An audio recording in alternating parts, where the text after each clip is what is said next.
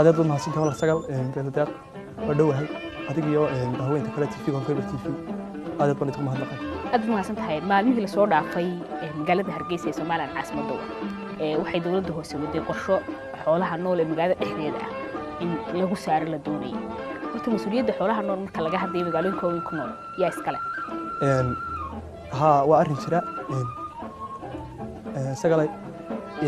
xooluhu waxay ka mid yihiin waxyaabaha dadkeena manfacadsada arrinkaas oo arrin in badan soo noqnoqday xooluhu magaalooyinka waxaynu kala qaadaynaa saddex qodob horta number 1 xooluhu magaalada ma dhib bay ku qabaan saddex xoolaha magaalooyinka weyn jooga dhib bay ku qabaan oo quud ku fiican ma helaan hooy fiican oo ama meel ciidiga la geliya ama meel dhaxaniya leh ama hooy fiican ma helaan ammaan ahaan lafahooda ammaan ma oo gawaadhida jira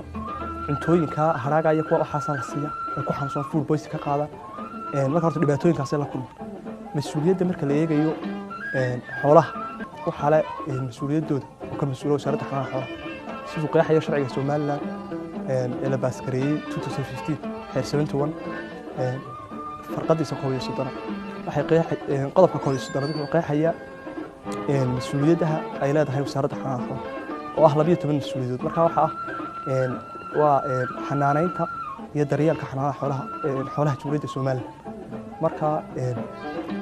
wasaaradda ka mas'uula daweyntooda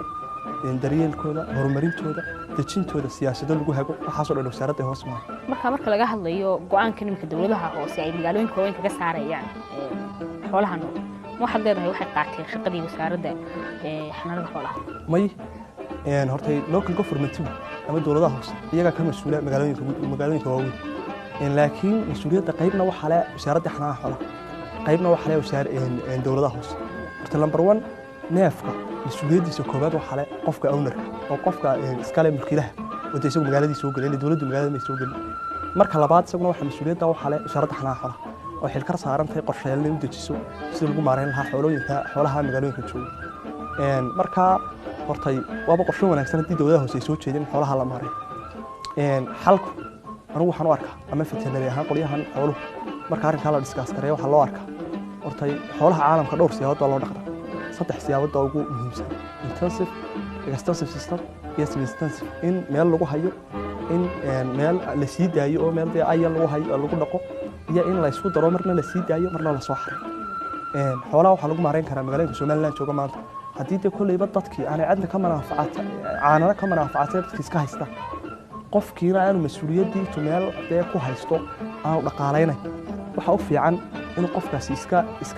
waxa u fiican inay dawladdu samayso ama iyagoo iska kaashanaya dawladda hoose dhulka danta guud degmo kasta ta laga jaro in yar loo sameeyo meel xoolaha lagu xanaaneeyo faam halkaas oo wasaaradda xanaanada xoolaha ay calafkoodii iyo daweyntoodii damaanad qaadayso dawladda hoosena dhulkii iyo meeshii lagu hayn lahaa ay damaanad qaadayso marka dadka lacag yar laga qaado sidaa dabeedna xoolaha halka loogu hayo laakiin marnaba waxaanay soo dhaweyneen dadka bartay xooluhu ama qolooyinka ama sideedaba caadi ahaan marka la eego siyaasadda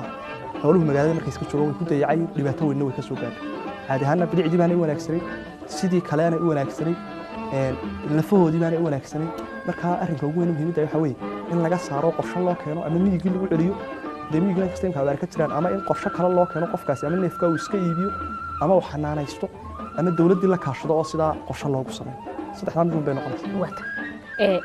marka laga hadlayo xoolaha nool magaalooyinka weyn ku nool waxa kamid ah dameeraha